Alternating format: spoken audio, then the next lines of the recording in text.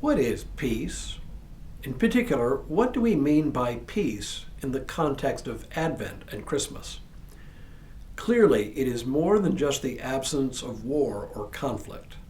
That much seems obvious, or at least it should.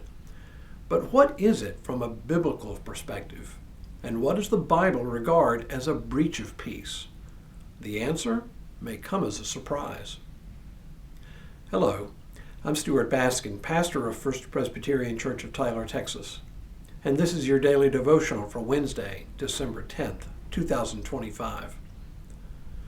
On the second Sunday of Advent each year, we light the second candle on the Advent wreath, the candle of peace. For the liturgy of the candle lighting, we commonly use a passage from Isaiah which describes what is often called the peaceable kingdom. The wolf shall live with the lamb, the cow and bear shall graze together, the calf and the lion shall feed together, and children will play over the adder's den, all without fear of harm.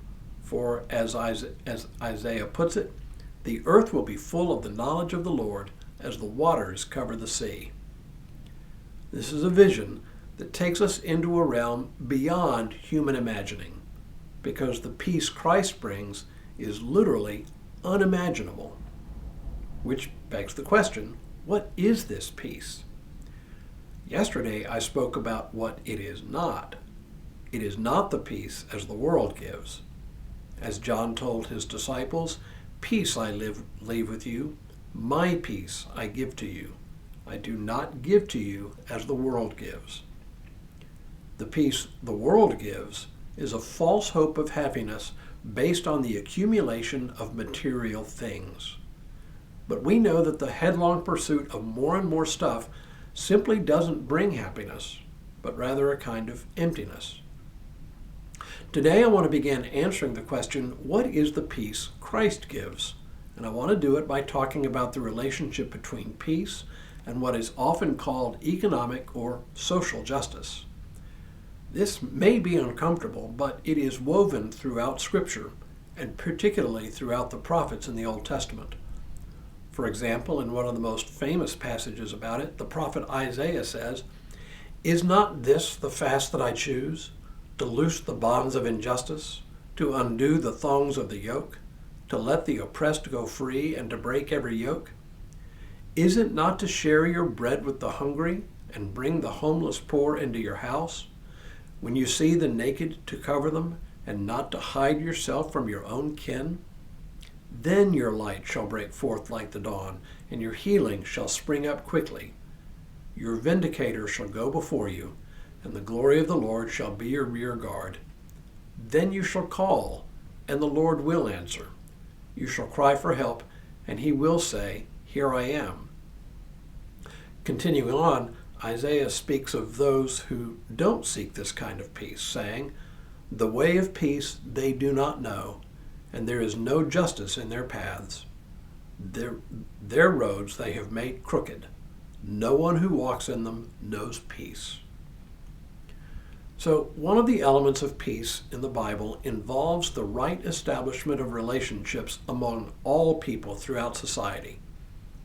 One of the most significant critiques of the prophets about the people of Israel was their mistreatment of the poor, often referred to as the widow and orphan. Because the poor were so often desperate, they became easy prey for the dishonest and the opportunistic.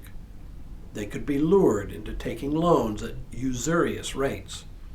They could be coerced into selling themselves or their children into chattel slavery, or at least into bondage slavery, which is the sale of oneself or one's family into slavery until a debt is paid. A debt which is almost invariably greater than the ability of a person to work off in a lifetime. In short, the poor were hugely vulnerable to being taken advantage of by those who were economically secure. It goes without saying that what the prophets decried so long ago continues to be a constant feature of our modern world as well. We still have lenders who trap the poor into taking loans at usurious rates. We still have slavery of every sort. The economically secure, and even those who consider themselves above reproach, continue to find ways of taking advantage of the vulnerable. This is what the prophets describe as a situation of no peace. Peace in this respect is not about the absence of conflict, but about the absence of social and economic injustice. As long as the powerful continue to take advantage of the powerless, the world will know no peace. It is certainly a different way of looking at peace than our usual understanding. And when we return tomorrow, the prophet Zechariah's vision of the Messiah, which is all about peace. But for now, may God continue to bless you and keep you in all that you do this day and in all the days ahead.